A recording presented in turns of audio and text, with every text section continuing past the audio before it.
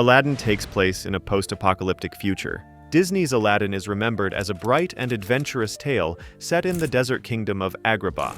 The story follows a poor but clever street thief, Aladdin, who dreams of a better life. After encountering Princess Jasmine, who longs for freedom beyond the palace walls, his fate changes when he discovers a magical lamp. The genie inside the lamp grants him 3 wishes, allowing Aladdin to reinvent himself as Prince Ali in order to win Jasmine's heart and defeat the power-hungry sorcerer, Jafar. At its surface, the movie feels like a traditional fairy tale set in some long-ago past. Yet a popular fan theory challenges that assumption, arguing that Aladdin actually takes place in a distant post-apocalyptic future rather than the past. The crux of this idea rests on the genie himself. Throughout the film, the genie makes dozens of jokes, impressions, and pop culture references that span centuries of history, imitating celebrities, mentioning cars, televisions, and even modern slang. If the story truly took place in a medieval-inspired Arabian setting, how could a being trapped in a lamp for 10,000 years possibly know about 20th century technology and culture? Unless, of course, the film's timeline is not in the past, but thousands of years after our own civilization has collapsed. Agrabah is not an ancient kingdom, but a rebuilt society that rose from the ashes of a global catastrophe. Humanity may have destroyed itself through war or environmental collapse, forcing survivors to construct new cultures upon the ruins of the old. The desert wastelands surrounding Agrabah could be the remnants of once thriving modern cities now buried under sand. In this light, the genie's jokes are not just silly gags, they are cultural fragments left over from a forgotten age of television, cars, and celebrities. This theory gains even more weight when you consider Jafar's obsession with ultimate power. If Agrabah is a society clawing its way back to order after collapse, then the lamp itself could be one of the last surviving pieces of advanced magic tech from the old world. The genie, in this interpretation, becomes less of a whimsical character and more of a relic from humanity's height, carrying memories of the world that came before. While Disney never confirmed such a reading, the idea reshapes Aladdin into something far darker. A story not about a timeless past, but about humanity's desperate attempts to rebuild a future from the ashes of its own destruction. I think there's something written here.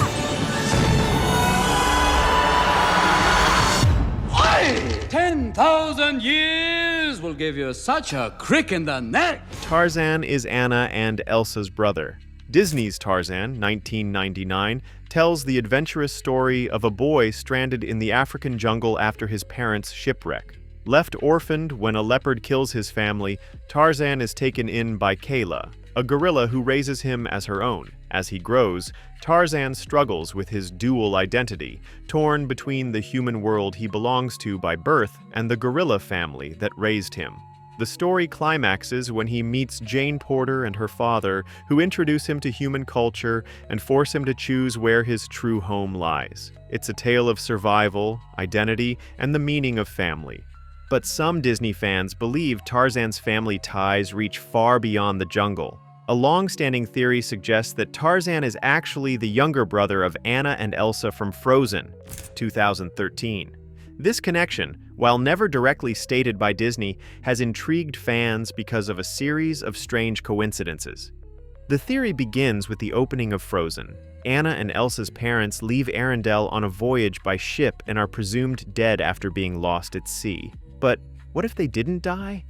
According to the theory, their shipwreck didn't kill them. It stranded them on the coast of Africa. There, the queen gave birth to another child, Tarzan. Tragically, the parents were later killed, leaving the baby to be raised by gorillas. This would explain why Tarzan's parents look so strikingly similar to Anna and Elsa's royal parents. Fans have pointed out their similar physical traits: slender builds, fair complexions, and even the same brown hairstyle of the king. The idea gained traction after a curious comment by Frozen co-director Chris Buck, who also directed Tarzan. In interviews, Buck admitted that, in his personal headcanon, Anna and Elsa's parents didn't die in the shipwreck. Instead, they survived, made it to a jungle shore, and had a son before meeting their tragic fate. That child, Buck suggested, was Tarzan. Though Disney never officially confirmed this as canon, The fact that one of the film's directors entertained the possibility gives the theory some legitimacy. Is it realistic? Geographically, the leap from Norway-like Arendelle to the coast of Africa is a stretch, but within Disney's magical multiverse, it fits perfectly. The studio is known for subtle crossovers. Rapunzel appears at Elsa's coronation, for instance. If those links exist, then Tarzan being Anna and Elsa's long-lost brother isn't entirely far-fetched. It adds a bittersweet layer to both stories, tying together the themes of family, survival, and destiny that Disney loves to explore, which ties into the next theory.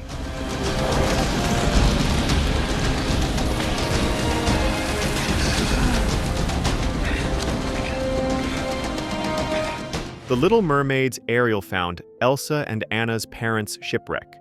Disney's The Little Mermaid tells the story of Ariel, a curious and adventurous young mermaid who dreams of life beyond the ocean. Fascinated with the human world, she often explores shipwrecks, gathering trinkets and imagining what life on land might be like. Her obsession with humans leads her to fall in love with Prince Eric, sparking the events that drive the film. Her bargain with Ursula, her transformation into a human, and ultimately her fight for love and freedom.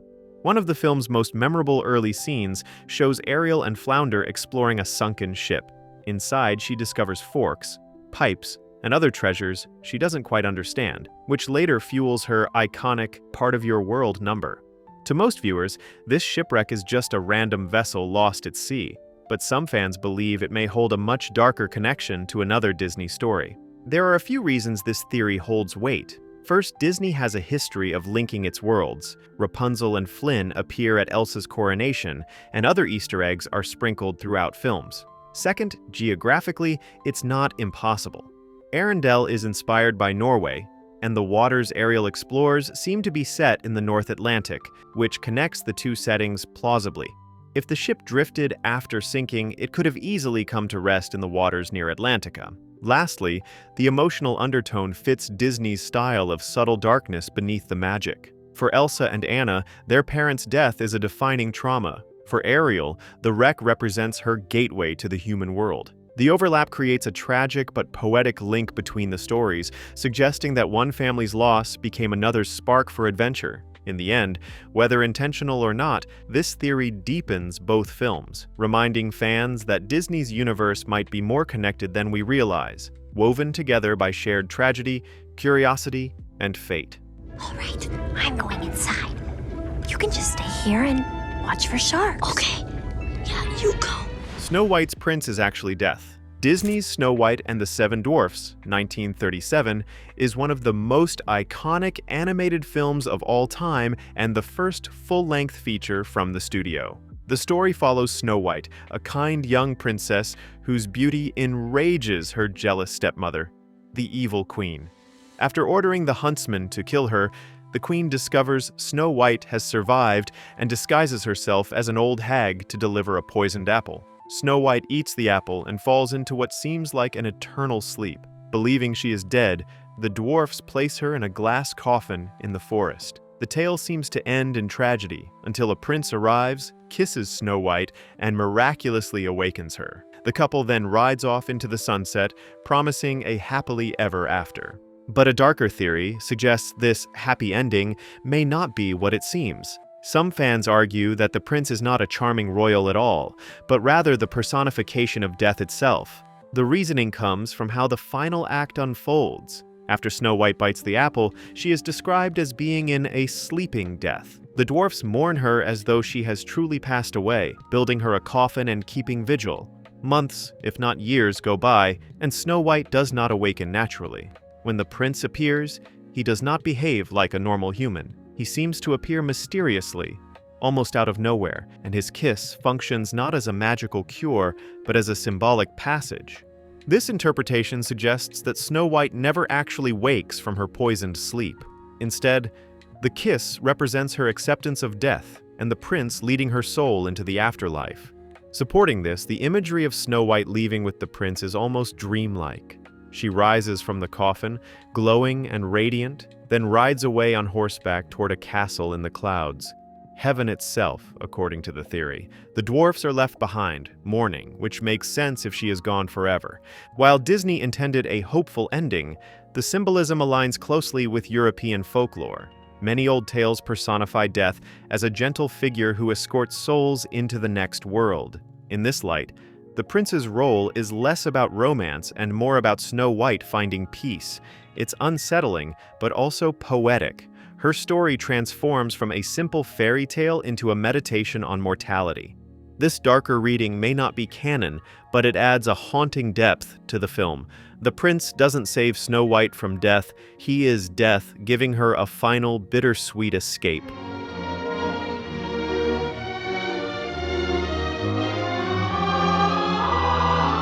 Belle from Beauty and the Beast is the great-great-grandmother of Jane from Tarzan. Disney's Beauty and the Beast, 1991, tells the timeless tale of Belle, a book-loving young woman in a small French village. Unlike the other townsfolk, Belle longs for adventure and knowledge, often burying herself in books and dreaming of a life beyond the ordinary. When her father, Maurice, is imprisoned in the Beast's enchanted castle, Belle bravely takes his place. Over time, she looks past the Beast's fearsome appearance, discovering the kindness within. Through patience, compassion, and love, she breaks the curse placed on him and the castle's servants, restoring the Beast to his human form as a prince. Their story ends with a fairy tale romance in a grand castle, complete with the magnificent library Belle always dreamed of. But some fans believe Belle's influence didn't end there. A popular Disney theory suggests that Belle is actually the great-great-grandmother of Jane Porter, the adventurous scholar from Tarzan, 1999. The connection comes from striking similarities between the two characters. Both Belle and Jane are intelligent, curious, and captivated by discovery. Belle's love of books mirrors Jane's fascination with science and sketching. Even visually, Jane's hairstyle, facial structure, and expressive mannerisms echo Belle's, almost as though Disney reused more than just an animation style. The theory deepens when looking at family heirlooms. Belle's love of the Beast's grand library is legendary, and fans speculate that this very library, or at least its collection of rare texts, could have been passed down through generations. By the time Jane is exploring Africa with her father, she seems unusually well-read and cultured, a trait that could have been inherited from Belle's side of the family. Some even suggest that Jane's yellow outfit is a subtle nod to Belle's iconic golden ball gown, symbolizing a continuation of her spirit and elegance.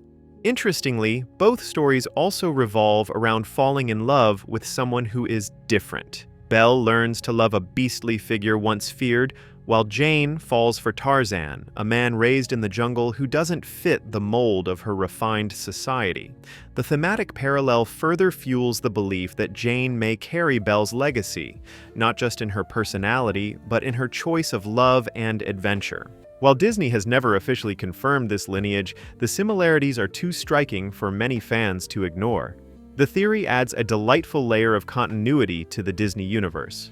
Belle's dreams of adventure in the great wide somewhere may have lived on through Jane, her great-great-granddaughter, who found her own storybook romance deep in the jungles of Africa, and Jessie's original owner in Toy Story. Pixar's Toy Story, 1995, revolutionized animation with its heartwarming and adventurous tale about toys that secretly come to life when humans aren't around. The story centers on Woody, Andy's favorite cowboy doll, who feels threatened when a new Space Ranger toy, Buzz Lightyear, arrives and quickly captures Andy's attention. Their rivalry leads them on a journey of friendship, teaching them both the value of loyalty and belonging. As the series continued, Toy Story 2 expanded the universe, introducing Jessie the cowgirl, a spirited but deeply scarred toy with a heartbreaking past. Jessie's backstory is revealed in one of Pixar's most emotional montages. She once belonged to a little girl named Emily, who adored her during childhood. But as Emily grew older, she lost interest in playing with toys, eventually abandoning Jessie in a donation box. This experience left Jessie with lingering fears of rejection and abandonment. Her tragic history makes her bond with Woody and Buzz all the more meaningful as she finally finds a new family with Andy's toys. But some fans believe Jessie's original owner, Emily, is not just any girl.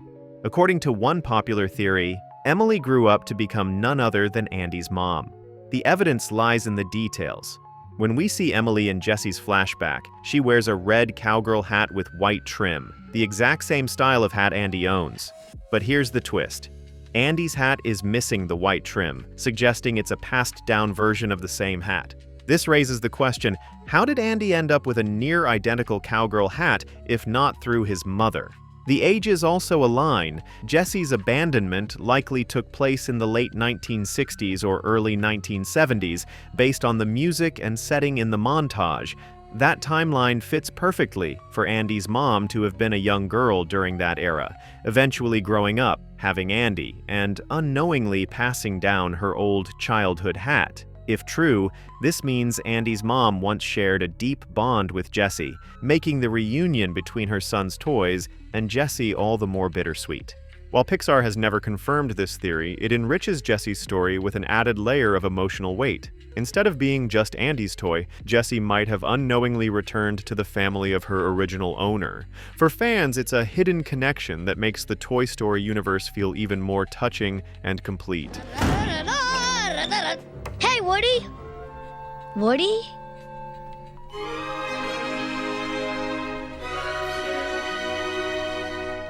Nemo never existed in Finding Nemo. Pixar's Finding Nemo, 2003, is one of the most beloved animated films of all time, combining humor, heart, and breathtaking underwater visuals. The story begins with tragedy. Marlin, a clownfish, loses his mate Coral and nearly all of their eggs to a barracuda attack. Only one egg survives, which he names Nemo. Marlin becomes an overprotective father, fearful of the ocean's dangers. When Nemo defies him and is captured by a diver, Marlin embarks on an epic journey across the sea to rescue his son. Along the way, he encounters sharks, jellyfish, sea turtles, and gains the companionship of the forgetful but loyal Dory. The film ends with Marlin finally reuniting with Nemo, learning to trust and let go of his constant fear. But some fans believe this heartwarming tale hides a much darker truth. Nemo never existed at all. According to this theory, the barracuda attack in the opening didn't just take Coral and the other eggs, it claimed Nemo too. This means Marlin's entire adventure is not about finding his son, but about coping with grief and denial. The evidence begins with Nemo's very name. In Latin, Nemo translates to no one or nobody. In other words, Finding Nemo literally means finding no one. The theory suggests that Marlin's quest is a metaphorical journey through the stages of grief. His overprotectiveness represents denial. His frustration and anger when Nemo is taken symbolizes rage at his loss, and his long quest across the ocean becomes the bargaining and depression stages. Finally, by the film's conclusion, Marlin achieves acceptance. He learns to let go, embrace life again, and form new connections, especially with Dory. Seen this way, the story isn't about rescuing a lost child, but about Marlin finding peace after unimaginable tragedy. Other subtle details support this interpretation. For instance, Nemo often disappears in key moments, leaving Marlin alone to make important choices. Many of Nemo's interactions with others could be read as symbolic, shaped entirely by Marlin's mind as he works through his emotions. The narrative's dreamlike quality, talking turtles, forgetful fish, and a dentist's aquarium of eccentric characters further aligns with a grief-driven fantasy. While Pixar never confirmed this theory, it gives the film a haunting depth. Instead of simply being an adventure story, Finding Nemo becomes a moving allegory about loss, healing, and learning to live again. Marlin wasn't finding his son, he was finding himself. I can take you to your son. Yeah, right. No, I know your son. He's orange, he's got a gimpy fin on one side.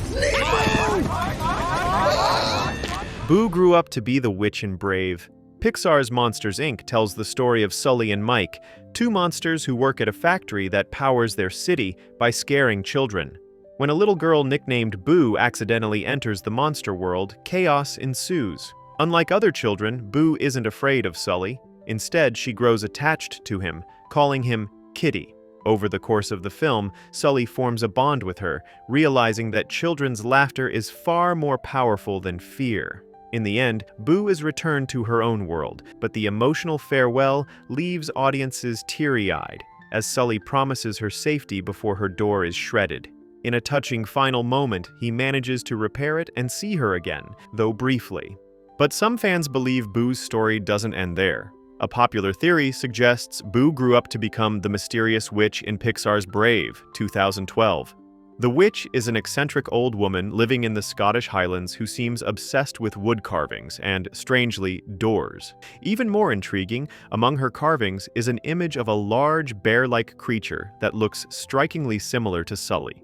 This has led fans to speculate that Boo spent her entire life trying to find a way back to the monster world and to her beloved friend.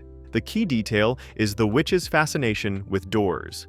In Monsters, Inc., doors are the portals between the human and monster worlds. Boo, having experienced this firsthand as a child, would have grown up fixated on finding a way to reopen that pathway. Her wood carving of Sully could be a memory, an adult Boo immortalizing the monster who once protected her. The witch's ability to seemingly appear and vanish also echoes the interdimensional door-traveling system Boo once knew. The theory also fits into Pixar's larger connected universe idea. In that fan-constructed timeline, Brave is placed far in the past, suggesting Boo not only grew obsessed with doors, but may have even discovered a way to travel through time in her search. If true, Boo's innocent childhood friendship transforms into a lifetime obsession, one that eventually turns her into the reclusive witch we meet in Brave. Pixar has never officially confirmed this theory, but the evidence is hauntingly compelling. What began as a sweet story about a girl and her monster may actually end with Boo dedicating her entire life to finding Sully again, even if it means bending time and reality itself. Oh, he's a happy bear. Yeah, there's Chris. Let me know your thoughts in the comments below. If you enjoyed, don't forget to subscribe.